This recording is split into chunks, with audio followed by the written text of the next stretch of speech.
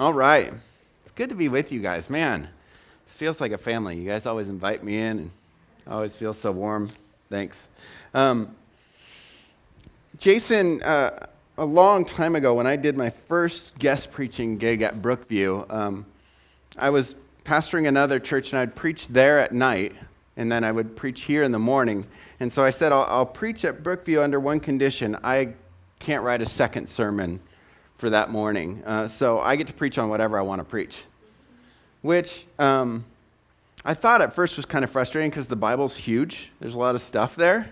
But today is sort of an experiment day. I have been dying to preach the life of Joseph, but that is like 8 chapters. So this is either going to be great or terrible. You'll either wish you had gone hiking or you'll be really glad you came to church. We'll see. But as I kind of read through Joseph's life and it's kind of tinkered around with my life over the last 8 years, something has emerged, and it's what I'd like to call the plan. And all of us, I think, have a plan for our lives. Like, we have a plan for what we think life should be like and how it should go. And that applies to our relationships, that applies to our family, that applies to even our faith. I'm going to share with you a couple of my plans. For my job, I plan a church. I ended up in this crazy world of planting a church in Seattle. My mom always liked to say I like to do things the hard way, so I think I picked one of the hardest. So I had this dream of planting a church. I'm going to plant a church, and it's going to gradually get bigger, and it's going to grow, and it's going to be this thriving outpost for God's kingdom long after I have gone home to be with Jesus. So that's the plan for my life. There's my marriage. I'm going to meet somebody who's incredibly attractive, who's just like me, except, well, she's attractive. And we're going to be soulmates, and we're going to live happily ever after. There's my friendships. Most people like me. I get along well with people, so I'm going to gather like 10 to 20 people that are going to walk with me for the next 50 years of my life. I don't like it when they leave, or when I leave, and so that's hard. So they're just going to stay with me, and we're going to be good friends. And then there's my faith, where I'm going to constantly grow in my action and in my understanding and in my love for God. And as a result, lots of other people are going to grow in the Lord too because of my sparkly example. So that's my plan. That was the plan for my life. And then comes reality. So I planted a church. It was called The Well, and it was a fantastic little church until it wasn't. We had to close the doors, and in the midst, it nearly cost me both my marriage and my faith. So that was a different thing. And now I'm serving under one of my mentors at this other church, and our landlord decided to sell the building we were in, and so we had no clue if that was the end of that church as well. As for my marriage, she is incredibly attractive. Christina, my wife, is wonderful. We are enjoying the journey together. But I didn't know when I said I do how hard marriage actually is. I shared this with y'all before. We schedule counseling every 5 years. We just set aside money for that because we know stuff is going to come and it's going to be pretty hard. And so it takes tremendous work. It's incredibly rewarding, though. As for my friendships, well, I've lost some friends, but I've met some new ones in spots that I didn't expect to see. Christina and I we had these kind of best friends that we had invested a lot in, and they just got called to a camp out in Cleveland, Ohio, and took off. So we're kind of feeling that gap right now, not according to plan. And then as for my faith, I sometimes feel like God's using me. And sometimes I feel like I am a terrible disappointment and have no clue how it is that I'm still a pastor. I would love for the ripples of my life to be all blessings, but I also know that there's some baggage that has impacted some people along the way. So my point is that I don't think we have to live very long to realize that there are curveballs in life that actually knock us off the plan. There are unexpected realities that come into our life that change everything. Not all bad, not all good. But we don't end up where we expect. I meet with a bunch of guys on Tuesday morning. We call ourselves the Dysfunctional Brethren. We're just a bunch of guys who sit down and have coffee, I guess. One guy lost his kid in her early 20s, and that changed him. Another guy's career absolutely melted down, and he talks regularly about what it was like to get killed in that job.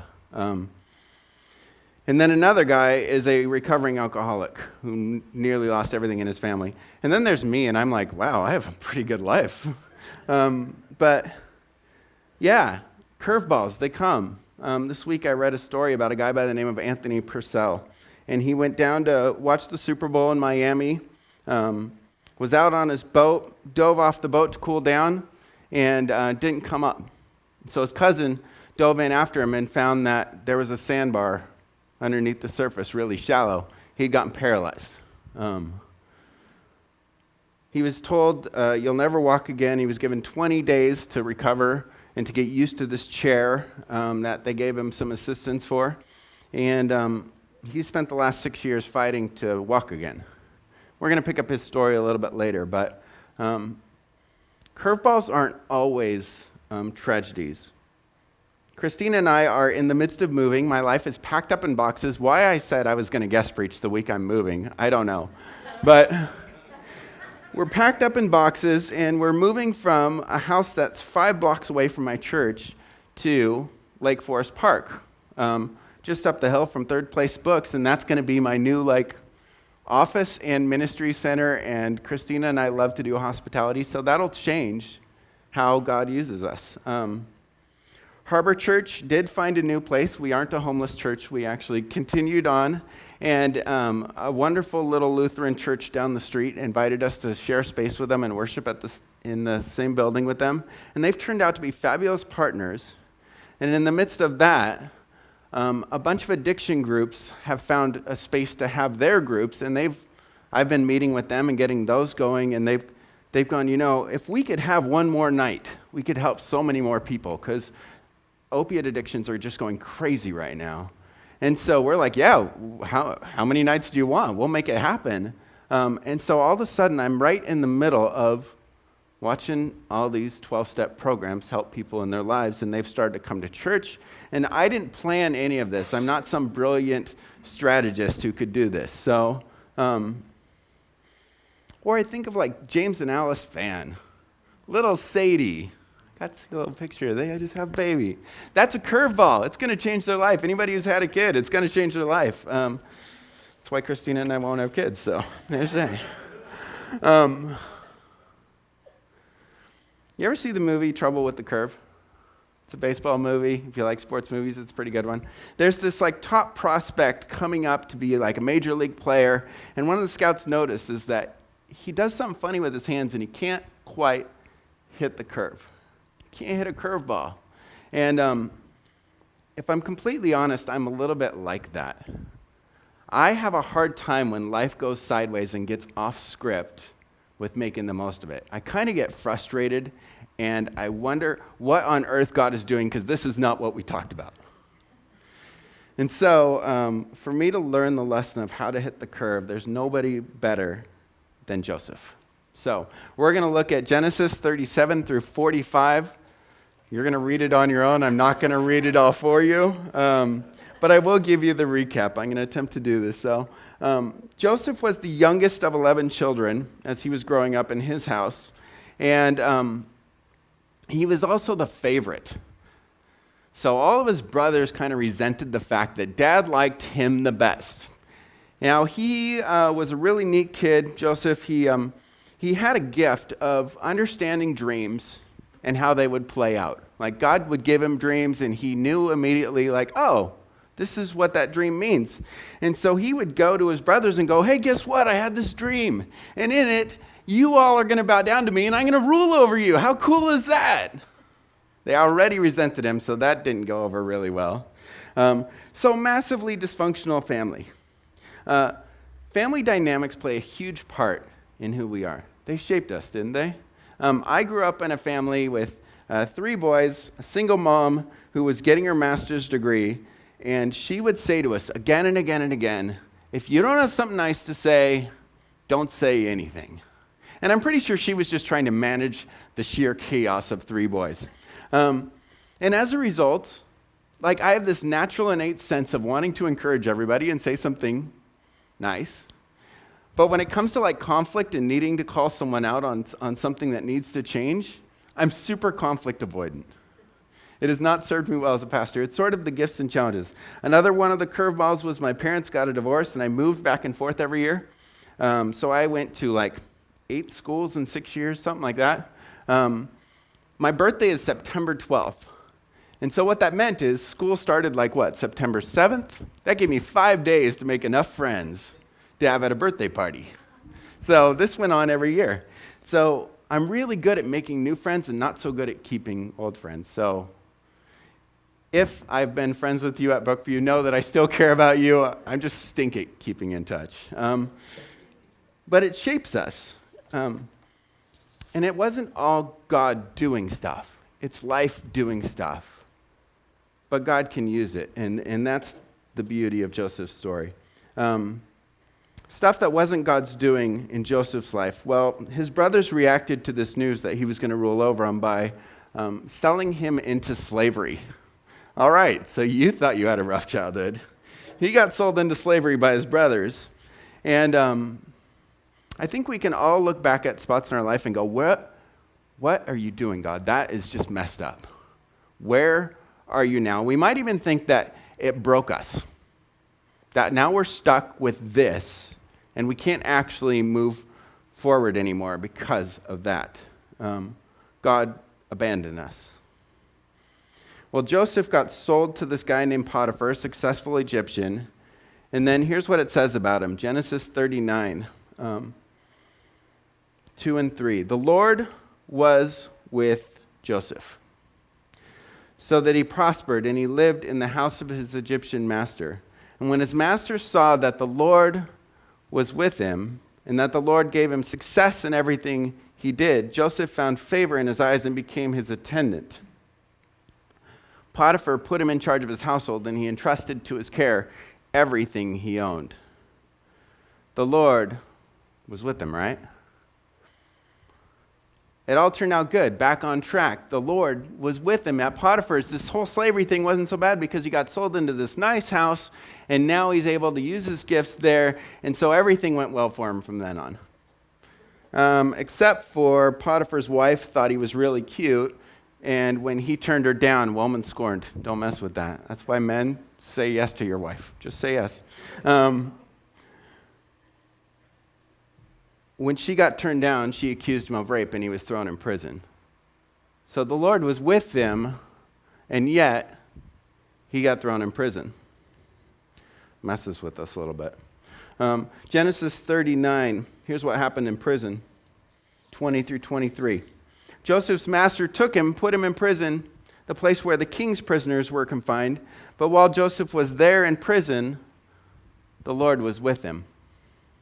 He showed him kindness. He granted him favor in the eyes of the prison warden. So the warden put Joseph in charge of all those held in the prison, and he was made responsible for everything that was done there. And the warden paid no attention to anything under Joseph's care. Why? Because the Lord was with Joseph and gave him success in what he did. The point of all this is that God is with us through all the stuff of life. Through the great, great, wonderful things and the great, great, terrible things that absolutely take us sideways. In other words, God is with us even in the midst of the curveballs, and he intends to bless us even there.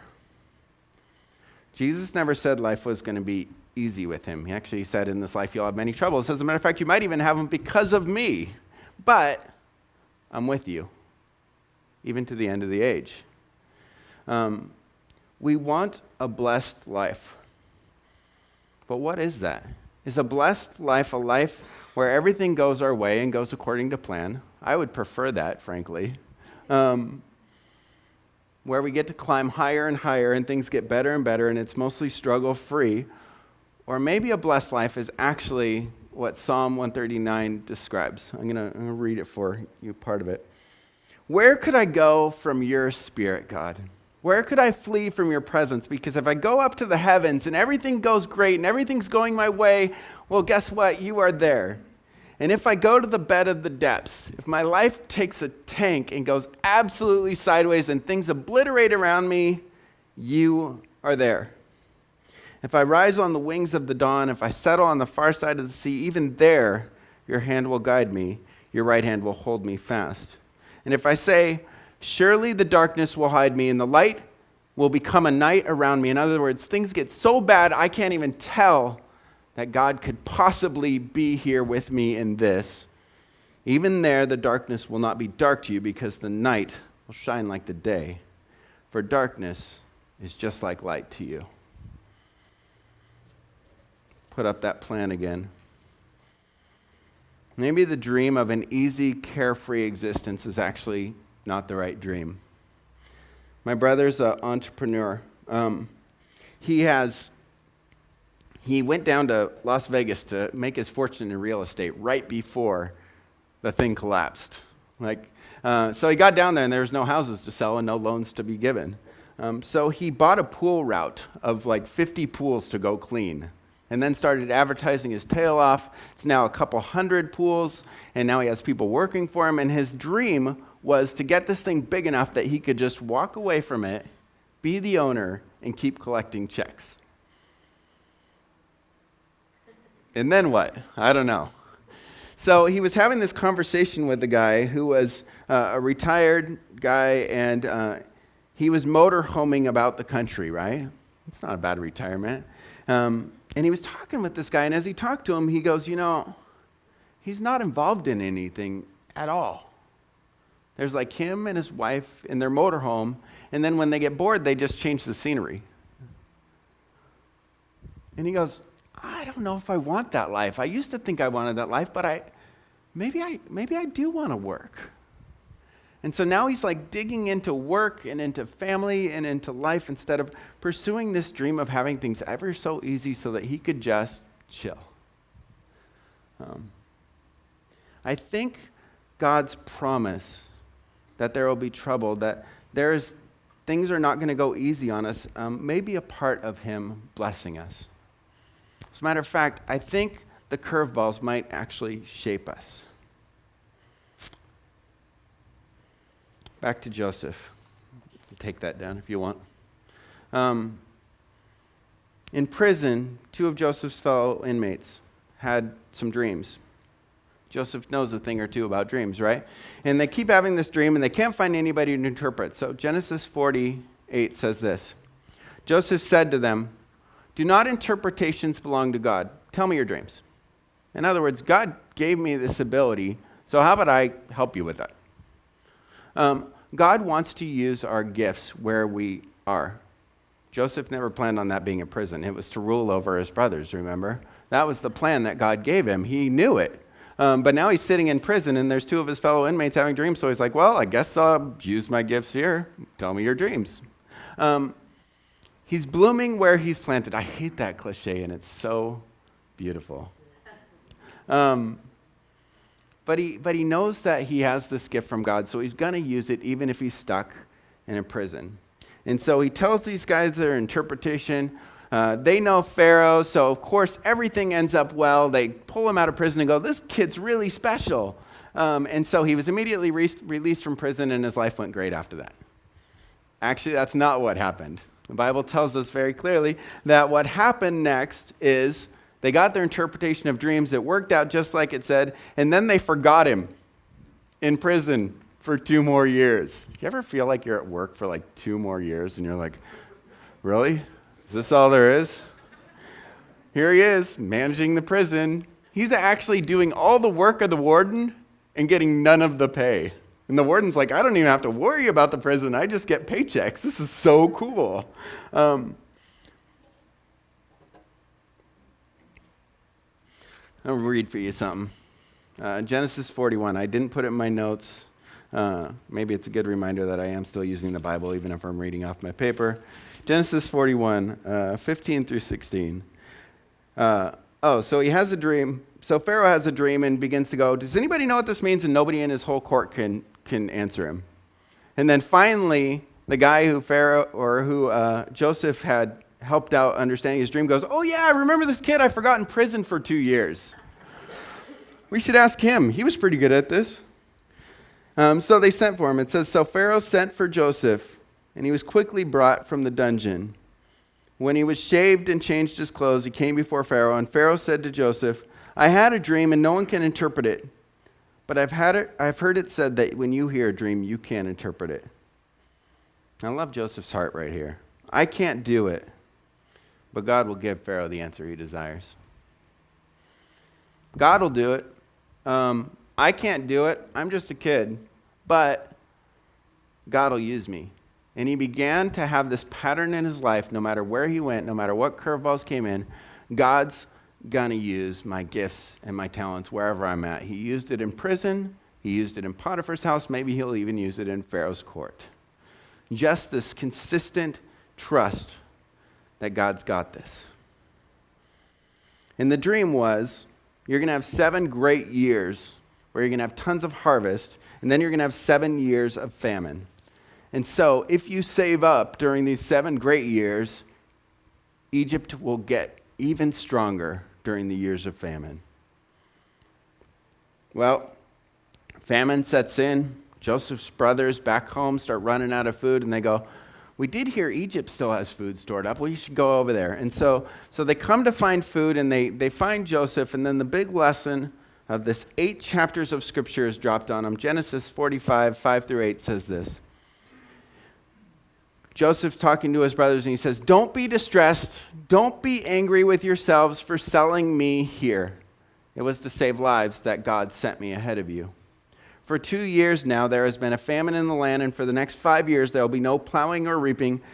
But God sent me ahead of you to preserve you, for you a remnant on the earth, and to save your lives by a great deliverance." In other words, God sent me here, not you and your intent, for a very clear purpose to bring life.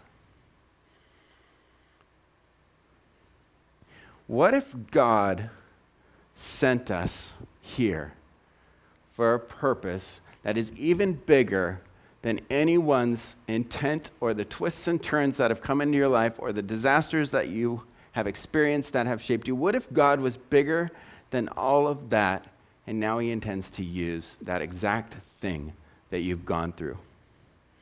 Got this picture in my mind of like a pottery, like a vase or something, but it's got cracks in it, right? And when you pour water in, for the most part the water stays, but through the cracks it kind of dribbles out. And I think God wants to use the cracks and the brokenness of our lives to share this good news of his love with people. One of my biggest heartaches was closing the well and seeing that church shut down.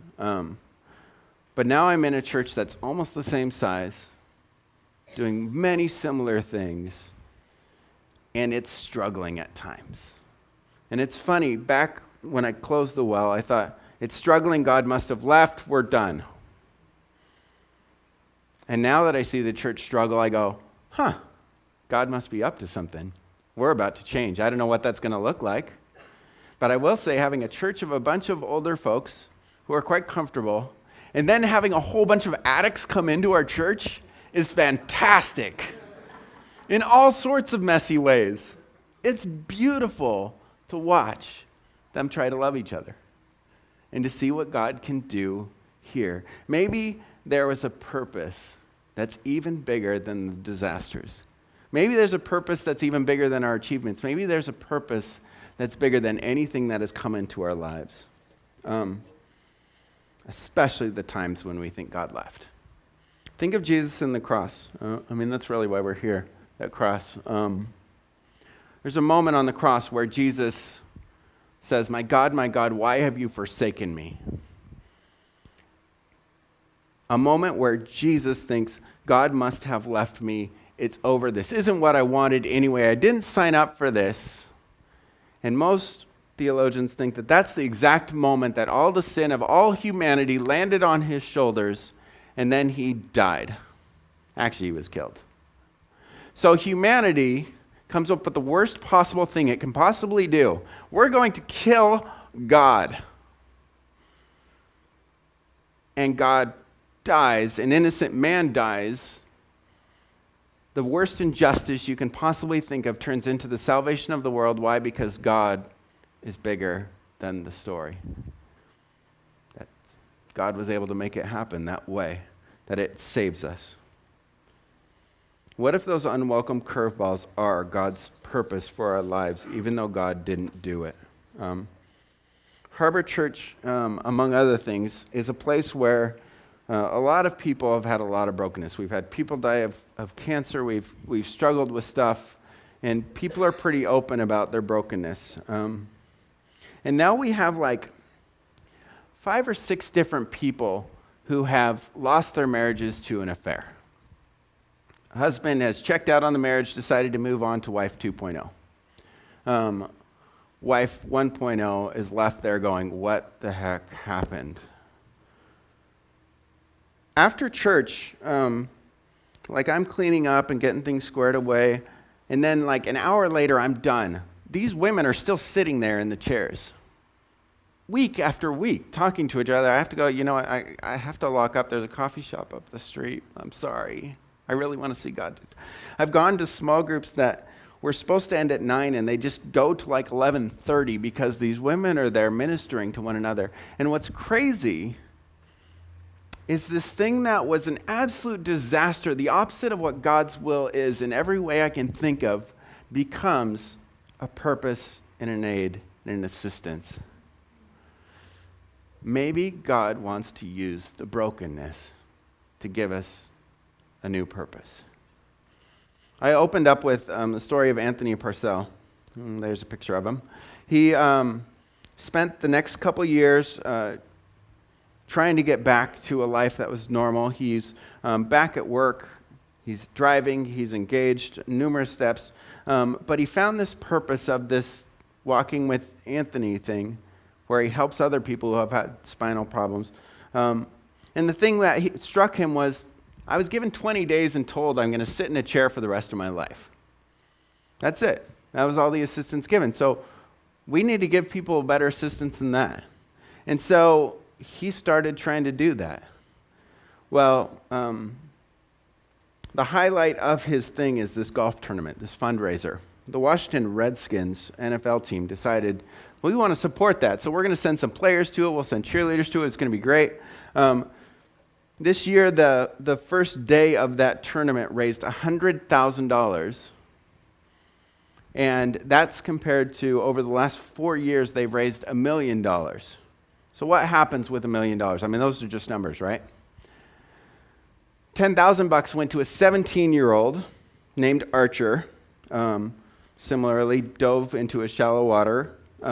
He was given a rehab bike, but more importantly, he was given a computer setup that he could use to draw and paint. He was a really good artist before his spinal surgery. After his spinal surgery, he wasn't able to write his name. Gradually trying to learn to rewrite his name. He hadn't done art for over a year, and suddenly he's able to draw and paint with the help of a computer.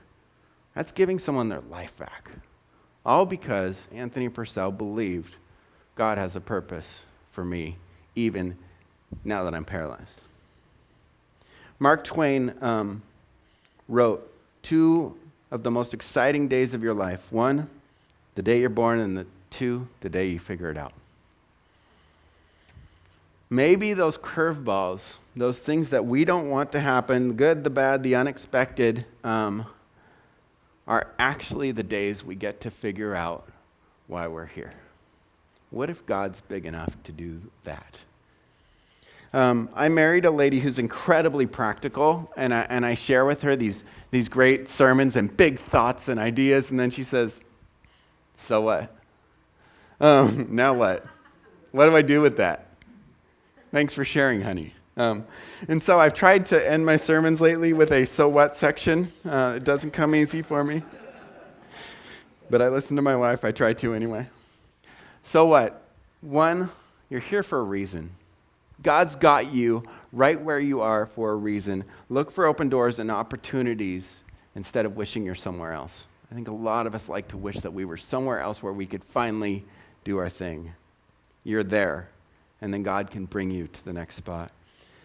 Second thing, we have hope no matter what we've gone through because our background, our circumstances, our troubles that we've encountered in life are not actually limiting us because God is bigger than that. God's the author of the story, and whatever we've gone through and whatever mistakes we've made aren't going to stop him. So you can step forward knowing God can do some incredible stuff in your life no matter who you are. 3, walk with open eyes and hearts, trusting that God can use you, that he knows you, and that he loves you, and he can use whatever comes into your life for his glory. That's who we get to be because of what Jesus has done for us.